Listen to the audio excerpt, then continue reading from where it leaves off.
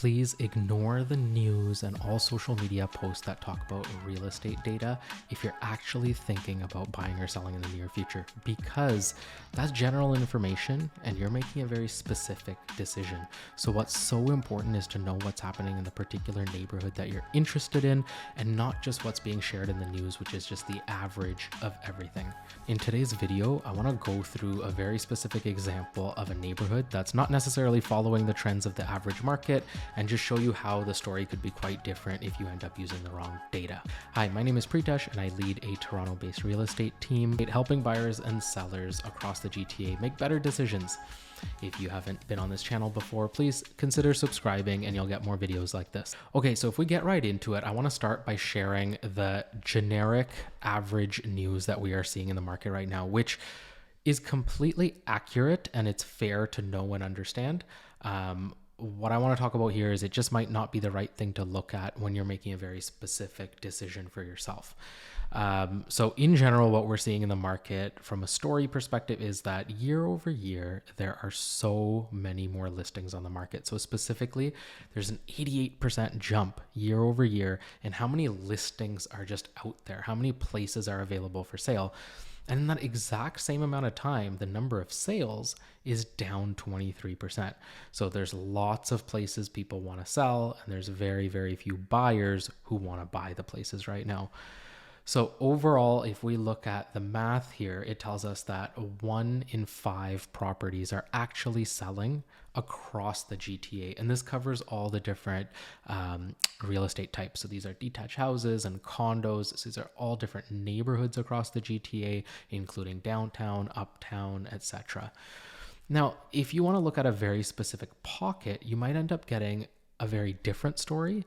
You might end up getting the same story, or you might even get a more polarized version of that story. But in either one of these cases, what you learn is exactly what's happening in your pocket of interest, so you can make a way better decision of what you need to do in order to, possibly buy in that pocket, or what you need to do if you're selling and how you might need to price the property, so on and so forth. So now let's look at a very specific pocket within the neighborhood, and this might apply to a lot of different people. So it's a good one to look at, which is the downtown Toronto condo market. That's basically what it says right here. And in the downtown Toronto condo market, if we look at the numbers in the same way, but we've drilled down into that specific neighborhood here, we will see that it tells a different story. Well, not completely different, but it tells us that there's a very, very pronounced version of that generic market story. So it really helps you understand what's happening there. So in this case, only 1 in 10 condos are selling. So it's a little bit more of a dire situation in that market in terms of getting properties sold. Less buyers buying and even more listings on both sides there. So what is the point of all of this? What does this help us learn? Well, if you're a seller, it tells you that number one, it's probably going to take you a lot more time to sell your property. And number two, it would help give guidance on how you might need to price your property in order to get it sold, or other incentives you might need to offer to a particular buyer to make them make that decision, since it's so difficult. On the other hand, if you're a buyer, it tells you a different story as well. It tells you not a lot of places are selling in this pocket. So maybe there's some opportunities for you to be able to get a better deal there, be able to have more negotiating power. But on the flip side of that, it'll also just tell you that there may be properties that have been sitting around for a long time, and you need to do your due diligence to understand what the reason for that might be. Now, you can do this exercise for any community and any neighborhood within the GTA, and you're going to find different stories. You might even find something that's completely the opposite, and that all properties are selling, and they're selling very quickly, because there's always going to be different sub-markets within it. But right when you see the news and you see all these posts as soon as a market update like this comes out, you take that general information and you try to apply it to your specific situation, which could possibly be a mismatch, and then you might end up making a decision that doesn't quite make sense.